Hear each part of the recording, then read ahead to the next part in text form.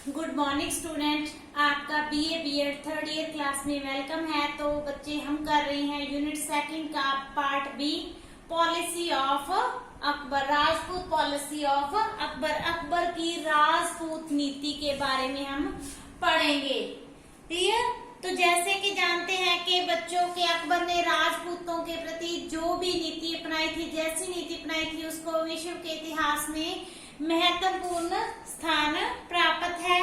वह प्रथम मुस्लिम शासक था। अकबर प्रथम मुस्लिम शासक था जिसने राजपूतों के साथ मैत्रीपूर्ण संबंध स्थापित किए थे, क्योंकि उसके पहले जितने भी मुगल शासक हुए थे उनके राजपूतों को उन्होंने शत्रु के रूप में ही देखा था और वो युद्ध के मैदान में ही आपस में मिलते थे। तो अकबर इन सभी राजपूतों के मुस्लिम शासकों के शासन को देखा था। अकबर के दादा की बात करें तो बाबर ने भी जो राजपूत शासक थे उनके साथ दुश्मनी या विरोधी भाव अपनाया था और उनके विरुद्ध विद्रोह किया था। और इससे परंतु वो नहीं जान सके थे कि युद्ध की सहायता से वो राजपूतों को खत्म नहीं कर सकते। सिर्फ युद्ध के करने के लिए उनको राजपूतों को कुछ देर के लिए मुगल शासक रोक सकते हैं, परंतु जो राजपूतों के अस्तित्व को हमेशा के लिए वो समापित नहीं कर सकते। तो अकबर ने पहली बार इस बात को समझा था। इसका कारण ये था कि जो राजपूत हिंदुओं के सैनिक थे वो नेता थे और अपने मान के लिए वो जान की बाजी भी लगा सकते थे। तो अकबर को ये समझ आ गई थी। अकबर को इनके साथ मैत्रीपूर्ण संबंध स्थापित करने के बहुत सारे फायदे थे। कैसे फायदे थे? पहला फायदे की बात करें तो उसमें क्या था कि जब उसने इनके साथ अकबर ने राजपूतों के साथ जब मैत्रीपूर्ण या फ्रेंड्स रिलेशनशिप कायम किए थे तो वो अनावश्यक लड़ाई से बच गया था। जो मुगल सेना थी उनको अनावश्यक लड़ाई नहीं करनी पड़ी थी। क्लियर? उसके बाद क्या था? दूसरा क्या था?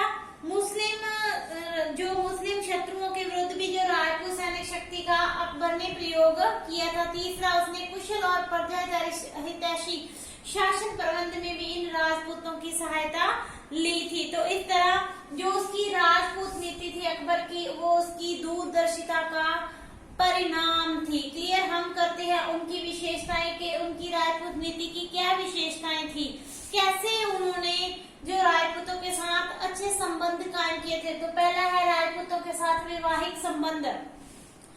तो अकबर ने क्या किया था? अकबर ने राजपूतों के साथ मैत्रीपूर्ण संबंध कायम करने के लिए सबसे पहले किया था वैवाहिक संबंध कायम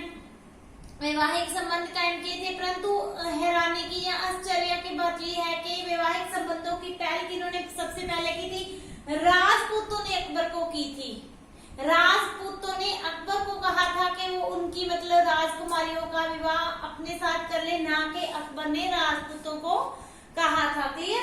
तो इसमें एग्जांपल के तौर पर ले सकते हैं कि जब अकबर अजमेर की यात्रा पर जा रहा था तो रास्ते में उसको मिलता है अंबर या आमेर, जिसको आधुनिक जयपुर भी कहते हैं। अंबर या आमेर का शासक या राजपूत सम्राट था बिहारी मल कछवाहा। वह रास्ते में अकबर को मिलता है और अपनी बेटी का विवाह अकबर के साथ करने की उसने इच्छा प्रकट की। तो उसकी इस इच्छा को किसने स्वीकार कर लिया? अकबर ने स्वीकार कर लिया। 1562 में इन बिहारी मल ने अपनी पुत्री की शादी कर दी। तो इस तरह एक राजपूत कन्या को अपने हिंदू माता पिता की आज्ञा से मुस्लिम महलों की रानी बनने का अवसर मिला था। क्लियर? तो इसके परिणाम स्वरूप क्या हुआ था? मुगल राजपूतों में मित्रतापूर्ण संबंध कायम हो गए थे और लगभग उन्होंने 200 वर्षों तक भारत में मिलजुल कर मुगलों के साथ इन राजपूतों ने काम किया। और इनको देखते हुए बीकानेर और जैसलमेर के जो राजपूत शासक थे उन्होंने भी अपनी लड़कियों या पुत्रियों का विवाह किसके करवाए थे? अकबर से करवा दिए थे। तो इस तरह अकबर ने मुगलों के साथ कौन से संबंध कायम किए थे? वैवाहिक संबंध कायम किए थे। क्लियर? नेक्स्ट पॉइंट आता है राजपूतों को उच्च सरकारी पद प्रदान करना।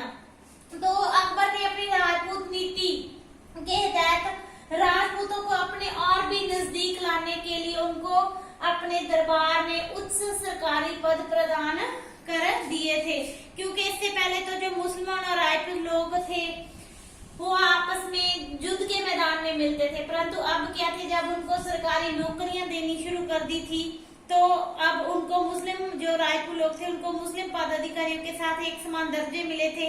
और इनमें से जो काफी महत्वपूर्ण राजपूत व्यक्ति थे या लोग थे उनमें थे मान सिंह, भीमसेन, बीरबल, राय सिंह, टोडरमल। इनको उन्होंने उच्च सरकारी पदों पर नियुक्त किया था। इनके पास महत्वपूर्ण सैनिक तथा असैनिक पद थे। चाहे इन जो राजपूत लोग थे इनकी संख्या कम थी, परंतु ये अकबर के मैत्रीपूर्ण दृष्टिकोण का प्रतीक है। राजपूत मुगल शासन के भागीदार बने, इससे जो राजपूत लोग थे उनके मान सम्मान में वृद्धि हुई और उन्होंने अकबर को और भी सहयोग देना शुरू कर दिया था। नेक्स्ट पॉइंट आता है धार्मिक स्वतंत्रता। तो अकबर ये भी जानता था कि उन दिन जब अकबर का टाइम पीरियड चल रहा था तो उन दिन लोगों में धार्मिक विश्वास काफी प्रचलित था, लोग धार्मिक मान्यता में विश्वास करते थे। तो अकबर ने भी इसलिए सभी को धार्मिक स्वतंत्रता प्रदान कर दी और जिससे किसी भी व्यक्ति की धार्मिक निष्ठा को कोई ठोस या ठेस ना पहुंचे। तो उसने अकबर ने धीरे धीरे हिंदुओं को मंदिर बनाने, अपनी पूजा पाठ करने और यात्रा करने का अधिकार दे दिया और इसी तरह उसने उन पर यात्रा टैक्स माफ कर दिया, जजिया कर माफ कर दिया। इस तरह हिंदुओं ने जो मुगल शासक था उसको सहयोग देना शुरू कर दिया, क्योंकि अब हिंदू जो धार्मिक रूप से पूर्ण स्वतंत्र थे, धार्मिक मान्यता मिलने से उन्होंने भी मुगल राज्य में बहुत लगन से सेवा करनी शुरू कर दी थी। ये भी अकबर की राजपूत नीति का ही एक अच्छा परिणाम था। क्लियर। जिसमें पहला क्या था, उसने विवाहित संबंध किए थे, दूसरा उन्होंने राजपूतों को उच्च सरकारी पद देने शुरू कर दिए थे, तीसरा उनको हिंदुओं को धार्मिक स्वतंत्रता दे दी थी और जो अकबर था वो स्वयं भी जो हिंदुओं के धार्मिक त्योहारों में भाग लेता था। क्लियर।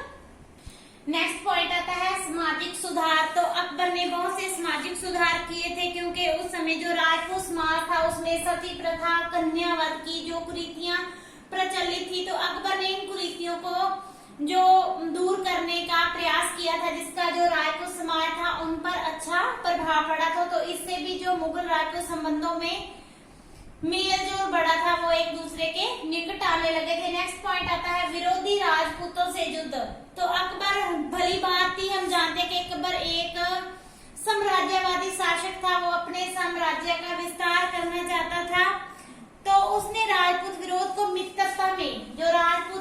मित्रता में बदलने के लिए ठोस प्रयत्न किए थे, परंतु फिर भी कई ऐसे राजपूत शासक थे जिन्होंने मित्रता कायम करने से इनकार कर दिया था और उनके साथ अकबर ने क्या किया था, जो दुश्मन के रूप में उनका विरोध किया और उनको युद्धों में पराजित किया था। और इन जो विरोधी राजपूत शासकों में थे चित्तौड़ के, रणथंभौर के, कलिंजर के और मालवा के शासक थे, जिनको युद्धों में अकबर ने पराजित किया था। जिसको हम एग्जाम्पल के तौर पर हम राणा सांगा की बात कर सकते हैं कि राणा सांगा ने अपने मृत्यु उपरांत के मरने तक क्या किया था, अकबर की या मुगलों की धीनता स्वीकार नहीं की थी। तो उन जिन्होंने धीनता स्वीकार नहीं की थी उनके विरोधी अकबर ने कौन सी नीति अपनाई थी, युद्धों की नीति अपनाई थी। नेक्स्ट पॉइंट आता है सम्मान पूर्ण व्यवहार।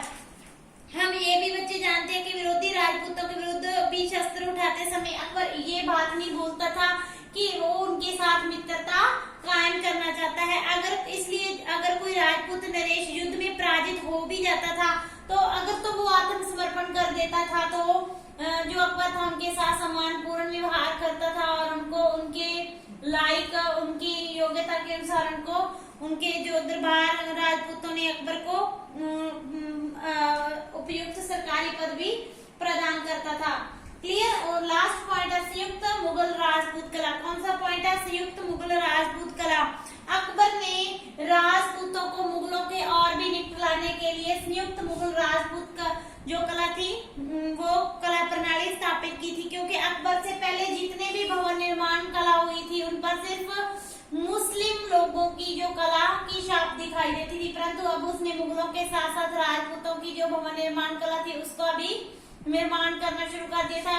इसकी एग्जांपल है फतेहपुर सीकरी, वेरी इंपॉर्टेंट। तो फतेहपुर सीकरी के भवन इसका जो परिणाम है, तो इसके अतिरिक्त उसने अकबर ने अनेक राजपूत कलाकारों को अपने दरबार में संरक्षण दिया था और उसके इन्हीं प्रयासों से ही जो राजपूत थे वो मुगलों के और भी निकट आ गए थे। आज के कि कल इसी को हम कंटिन्यू करेंगे next. Thank you so much.